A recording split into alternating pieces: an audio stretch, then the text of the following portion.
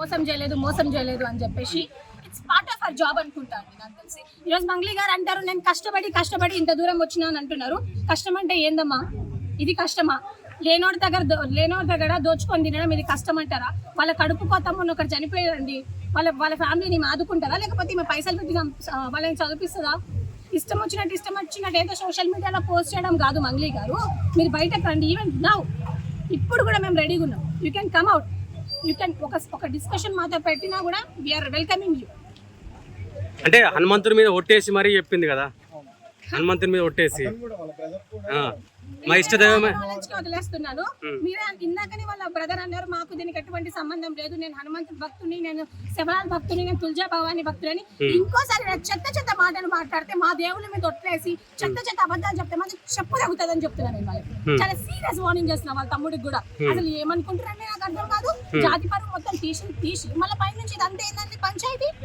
ఈ రోజు నేను ఒకటే రిక్వెస్ట్ చేస్తున్నాను గవర్నమెంట్ కూడా ఇలాంటి చెత్తగాల మీద యాక్షన్ తీసుకోవాల్సిందే కోరుకుంటున్నాను. ఫేక్ అలిగేషన్స్, మేము ఎటువంటి ఫేక్ అలిగేషన్స్ ఇక్కడ చేయట్లేదు. ఇప్పటికి కూడా we are clear on our stand.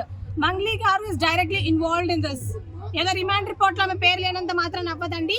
ఇప్పుడు నా పేరు ఉందండి, నా పేరు చెప్పుకొని ఎవడో వచ్చి ఏదో స్కామ్ చేస్తాడు, పైసలు దొప్పుకొని తింటాడు, అప్పుడు నా రెస్పాన్సిబిలిటీ ఉంటుంది కదా మినిమం. ఈరోజు మంగ్లీ గారు పేరు చెప్పుకొని ఇన్ని డబ్బులు తండుకున్నప్పుడు మరి ఆమె రెస్పాన్సిబిలిటీ ఉంటుంది కదా. ఇంతమంది మొన్న మీరే తండాలకు పోయారు, అక్కడ తండాలలో అడుక్కుంటుంటే చెప్తుంటే వాళ్ళు ఏమంటున్నారండి, మరి ఎందుకు వచ్చినావు మా ఇంటికి 3-4 సార్లు అని అన్నారు. ఇదే శివ చౌహాన్ అంటాడు మా అక్కకి దీనికి సంబంధం లేదు అని చెప్పేసి. ఉందా లేదా అనేది చూస్తున్న ప్రజలందరూ గమనించాలా. నేను ఒకటే రిక్వెస్ట్ చేస్తున్నా, I'm requesting the chief minister of Telangana Revanth Reddy గారు, ఎవరైనా కానివ్వండి, అది మంగ్లీ కానివ్వండి, ఇంకొకటి కానివ్వండి, ఈ రమావత్ మధు అనే పర్సన్ కి అండ్ ఎవరైతే ఇందులో ఇన్వాల్వ్ అయి ఉన్నారో వాళ్ళంతటి ఎమ్మెల్యేలు కానివ్వండి, మినిస్టర్స్ కానివ్వండి, ఎంపీలు కానివ్వండి, ప్రతి ఒక్కరిని లాగాల్సిందిగా కోరుకుంటున్నాము. ఎందుకంటే 10% ఓట్ బ్యాంక్ ఉందో మా ఎస్టీ ఓట్ బ్యాంక్, అది చాలా చాలా ఇంపార్టెంట్. ఈ రోజు గవర్నమెంట్ కాంగ్రెస్ పార్టీ గద్దెనెక్కిందంటే it's only because of us.